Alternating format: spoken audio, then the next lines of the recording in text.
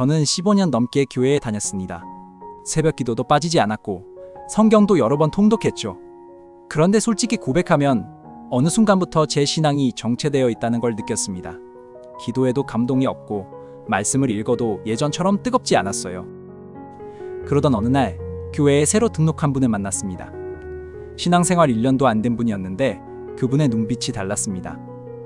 말씀을 나눌 때마다 성령의 역사가 느껴졌고 삶에서 실제로 변화가 일어나고 있었어요. 저는 충격을 받았습니다. 15년 다닌 제가 1년도 안 된 분보다 영적으로 무뎌져 있다니. 그때부터 성경을 다시 펼쳤습니다. 대체 뭐가 다른 걸까? 시간의 문제가 아니라면 방법의 문제일 거라고 생각했죠. 그리고 놀라운 진실을 발견했습니다. 성경은 영적 성장의 속도를 결정짓는 명확한 원리를 이미 말씀하고 계셨더군요. 오늘 영상에서 영적으로 10배 빠르게 성장하는 4가지 방법을 알려드리겠습니다. 이건 제가 직접 실천하면서 삶이 완전히 달라진 원리들입니다. 교회에 오래 다닌 것과 영적으로 성숙한 건 전혀 다른 문제거든요. 오늘 이 4가지만 기억하시면 여러분의 신앙은 완전히 다른 속도로 성장하기 시작할 겁니다. 시작하기 전에 아멘 댓글 한번 남겨주시고 구독과 좋아요로 이 축복에 동참해주세요.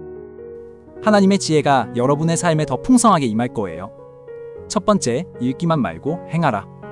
야고보서 1장 22절에서 이렇게 말씀합니다. 너희는 말씀을 행하는 자가 되고 듣기만 하여 자신을 속이는 자가 되지 말라. 이 구절을 처음 제대로 이해했을 때 저는 뒤통수를 맞은 기분이었습니다. 저는 성경을 많이 읽었습니다. 하지만 솔직히 행하지는 않았거든요. 원수를 사랑하라는 말씀을 읽으면서도 미운 사람 생각에 속으로 불평했고 염려하지 말라는 말씀을 묵상하면서도 잠들기 전에 걱정으로 가득 찼습니다. 여러분도 이런 경험 있으시죠? 말씀은 아는데 삶은 그대로인 경험. 이게 바로 영적 성장이 멈추는 첫 번째 이유입니다. 성경은 정보가 아니라 실행 지침이에요. 아무리 좋은 운동 영상을 봐도 소파에 앉아만 있으면 근육이 생기지 않잖아요. 마찬가지입니다. 예수님의 제자들을 보세요. 그들은 3년밖에 예수님과 함께하지 않았습니다. 하지만 세상을 뒤집어 놓았죠. 왜요? 말씀을 들으면 즉시 행동했기 때문입니다. 베드로가 물 위를 걸은 건 강의를 들어서가 아니라 배에서 뛰어내렸기 때문이에요. 실천 방법을 알려드릴게요. 오늘부터 성경을 읽을 때 딱 한 구절만 선택하세요. 그리고 그날 하루 그 한 구절을 실제로 살아보는 겁니다. 감사하라는 말씀을 읽었으면 불평 대신 감사를 입으로 말하세요. 용서하라는 말씀을 읽었으면 미뤄뒀던 용서를 실천하세요. 이렇게 한 구절씩 행동으로 옮기면 10장을 읽고 아무것도 안 하는 것보다 10배 빠르게 성장합니다. 핵심은 이겁니다. 성경 지식이 여러분을 변화시키는 게 아닙니다. 성경 순종이 여러분을 변화시킵니다. 두 번째, 책임 파트너를 두라. 전도서 4장 9절부터 10절까지의 이런 말씀이 있습니다. 두 사람이 한 사람보다 나음은 그들이 수고함으로 좋은 상을 얻을 것임이라. 혹시 그들이 넘어지면 하나가 그 동물을 붙들어 일으키려니와 홀로 있어 넘어지고 붙들어 일으킬 자가 없는 자에게는 화가 있으리라. 저는 오랫동안 혼자 신앙생활을 했습니다. 교회에 다니기는 했지만 제 영적 상태를 솔직하게 나눌 사람이 없었어요. 기도가 안 될 때, 죄의 유혹에 넘어졌을 때, 말씀이 마음에 와닿지 않을 때 그냥 혼자 끙끙 앓았습니다. 그러다 보니 같은 실수를 반복하고 같은 자리에서 맴돌았죠. 그런데 몇 년 전 한 형제와 책임 파트너가 되었습니다. 매주 한 번씩 만나서 서로의 영적 상태를 점검했어요.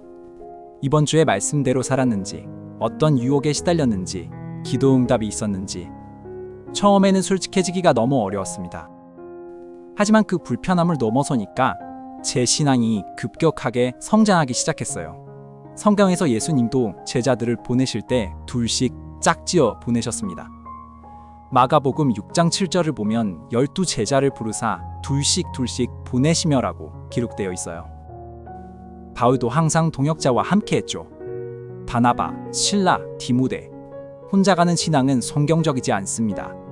책임 파트너의 역할은 3가지입니다. 첫째, 서로를 위해 기도합니다. 둘째, 서로의 삶을 점검합니다. 셋째, 넘어졌을 때 일으켜 세웁니다. 이런 관계가 하나만 있어도 여러분의 영적 성장 속도는 완전히 달라집니다. 혼자 달리면 지치기 쉽지만 함께 달리면 서로가 서로의 페이스메이커가 됩니다. 오늘 여러분 곁에 영적 책임 파트너가 있나요? 없다면 이번 주에 한 사람에게 제안해 보세요. 그 한 걸음이 여러분의 신앙을 완전히 다른 차원으로 끌어올릴 겁니다. 세 번째, 가르치면서 배워라. 히브리서 5장 12절에 이런 말씀이 있습니다. 때가 오래되었으므로 너희가 마땅히 선생이 되었을 터인데 너희가 다시 하나님의 말씀의 초보에 대하여 누구에게서 가르침을 받아야 할 처지니. 이 말씀을 읽었을 때 저는 찔림을 받았습니다. 저는 배우기만 했거든요. 설교 듣고 책 읽고 영상 보고. 그런데 제가 다른 사람에게 말씀을 나눈 적이 있었나? 거의 없었습니다. 그저 받기만 했죠.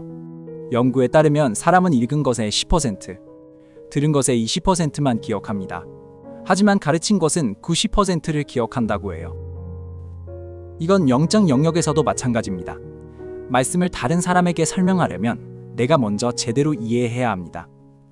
그 과정에서 말씀이 내 것이 되는 거예요. 예수님께서 제자들을 훈련시키신 방법을 보세요. 가르치시고 나서 곧바로 보내셨습니다. 누가복음 9장을 보면 제자들이 아직 부족한 상태에서도 마을로 보내셔서 직접 복음을 전하게 하셨어요. 배움과 가르침이 동시에 일어난 거죠. 여러분, 꼭 강단에 서야 가르치는 게 아닙니다. 자녀에게 성경 이야기를 해줄 수 있어요. 새신자에게 기초, 진리를 나눌 수 있습니다. 소그룹에서 그 주의 말씀을 나눌 수 있죠. 심지어 친구에게 오늘 묵상한 말씀 한 구절을 카톡으로 보내는 것도 가르침입니다. 제가 이걸 실천하기 시작하면서 느낀 건 가르칠 때 내가 더 많이 배운다는 겁니다. 누군가에게 설명하려고 준비하면서 아, 이게 이런 뜻이었구나 하고 깨닫는 순간이 정말 많았어요. 혼자 묵상할 때는 그냥 넘어갔을 부분들이 가르치려고 하니까 명확해지더라고요.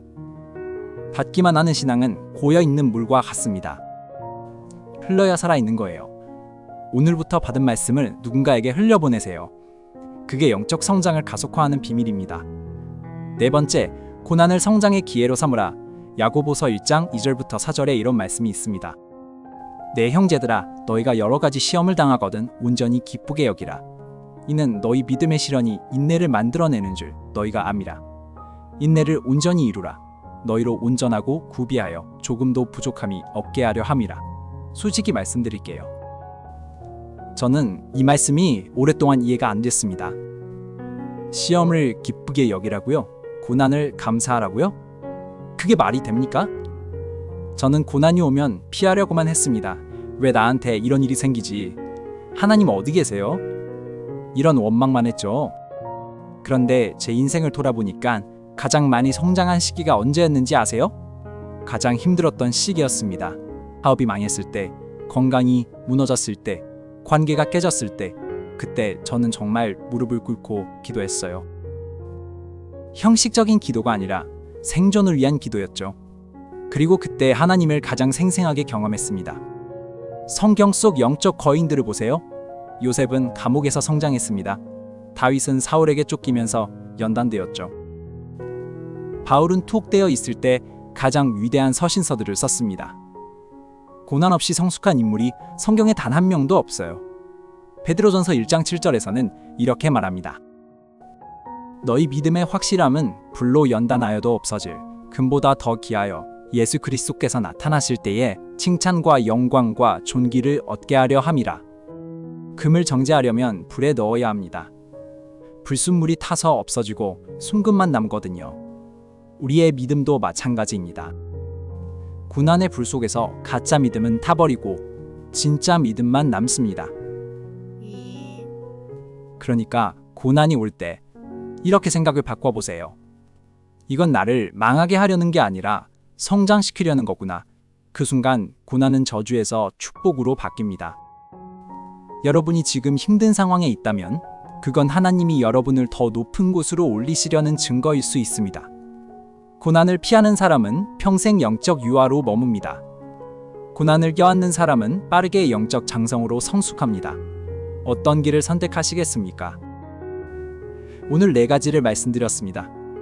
첫째, 읽지만 말고 행하라.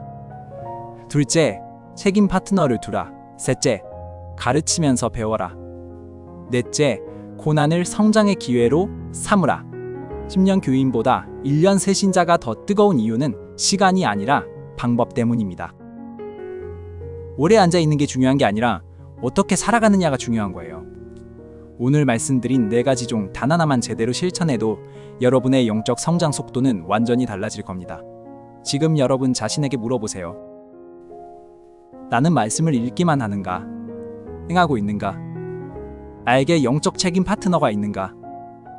나는 받기만 하는가? 나누고 있는가? 고난을 원망하는가? 성장의 기회로 삼고 있는가? 오늘 말씀이 마음에 닿으셨다면 지금 바로 이 영상을 카카오톡으로 가족에게, 밴드로 친구에게, 교회 단톡방의 성도들에게 전해주세요. 여러분이 누른 공유 버튼 하나로 누군가는 정체된 신앙에서 깨어나고, 누군가는 다시 말씀 앞에 무릎 꿇게 되며, 누군가는 영적 성장의 비밀을 발견하게 됩니다. 오늘 여러분에게 맡겨진 하나님의 임무입니다. 작지만 결코 가볍지 않은 전도의 사명입니다. 설교단에 서지 않아도, 멀리 가지 않아도 여러분은 지금 이 자리에서 주님의 동역자가 될 수 있습니다. 하나님의 말씀이 여러분의 손을 통해 더 많은 사람에게 전해지길 기도합니다. 오늘부터 여러분의 신앙이 10배 빠르게 성장하는 역사가 시작되길 축복합니다. 하나님의 은혜가 함께 하시길 빕니다.